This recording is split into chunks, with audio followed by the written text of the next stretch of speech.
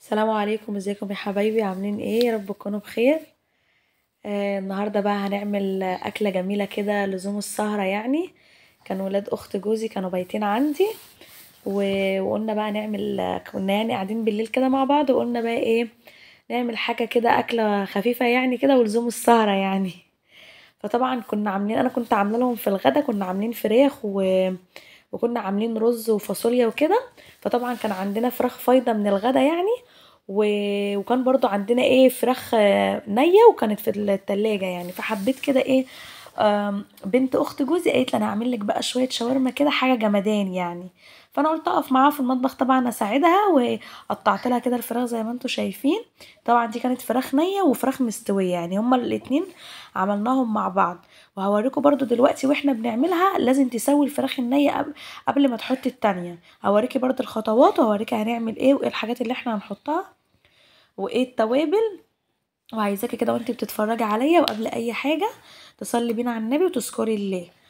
بس جبنا صينيه كده زي ما انتم شايفين، حطينا فيها شويه زيت، وطبعا سخنا الزيت شويه على النار يعني. حاولي ان انتي تسخني الزيت شويه على النار.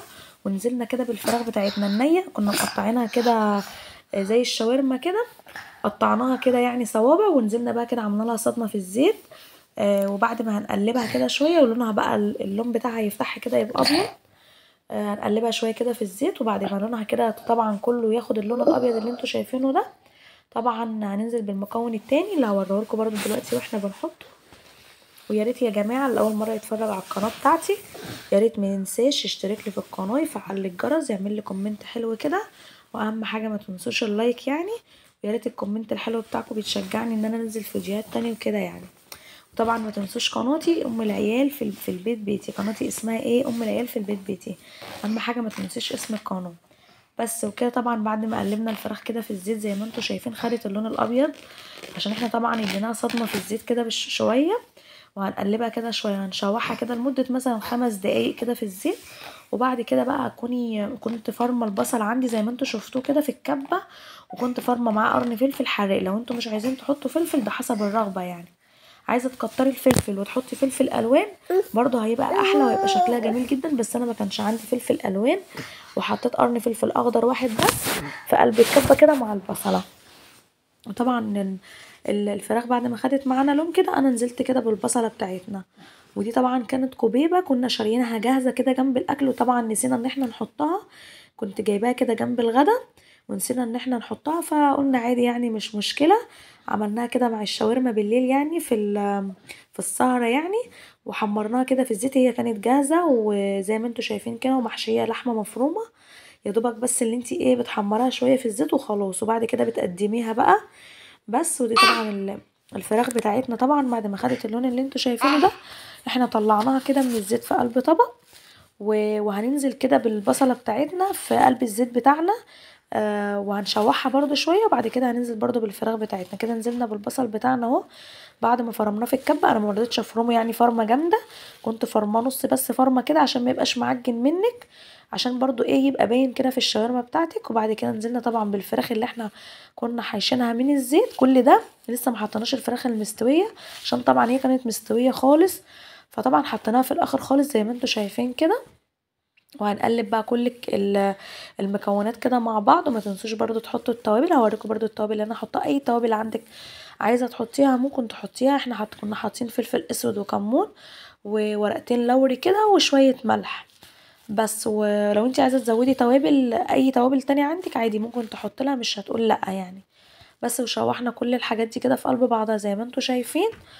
وبالهنا والشفا يعني. كانت طعمها بجد والله جامد، وكانت ريحتها جايبه اخر الشارع، مش عايزه اقول لكم يعني على ريحتها كانت جباره. وهننزل بقى في الاخر كده خالص يعني، خلاص كانت داخله على سوا، نزلنا كده بحبيتين طماطم وشوحناهم برضو معاها. وهتسيبيها بقى كده على نار هاديه تستوي براحتها. وبعد كده بقى جبنا طاسه وسخنا برضو شويه زيت، وهننزل بقى بالكبوبه بتاعتنا كده هنحمرها. كان عندنا بقى ايه صباعين آه بس كده يا حبايبي. وكان عندنا صباعين برضو ممبار كانوا فايضين كده طبعا من الغدا، حطيناهم كده جنب الكبيبه بتاعتنا. هم كانوا متحمرين وكل حاجه، بس احنا حطيناهم كده اللي هم ايه يسخنوا في الزيت يعني، علشان طبعا كنا متشالين في التلاجة. بس وطلعناهم بقى كده من الزيت طبعا. طلعنا الكوبيبه كده قلبناها على الناحيه التانية، خدت اللون الدهبي الجميل ده. طبعا هي كانت بيضه كده زي ما انتوا شايفين، وعملناها على الناحيه التانية كانت لونها جميل جدا، وهوريها لكم برده دلوقتي. ودي بقى الشاورما بتاعتنا كده بعد ما استوت خالص، وبنغرفها بقى كده في الاطباق. مش عايزه اقول لكم الطريقه دي تحفه بجد وجميله جدا.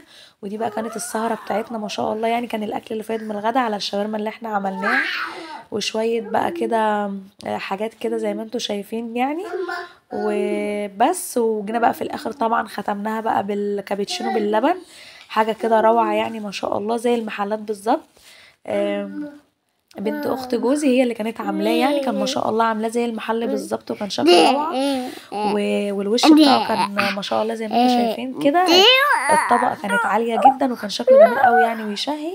ودي بقى كانت السهره بتاعتنا، وانا حبيت كده اوريها لكم واوريكم الشاورما بتاعتنا وانا بعملها. والسلام عليكم ورحمه الله وبركاته. يا ريت ما تنسوش تشتركوا لي في القناه، تفعلوا لي الجرس، تعملوا كومنت حلو كده. مع السلامه.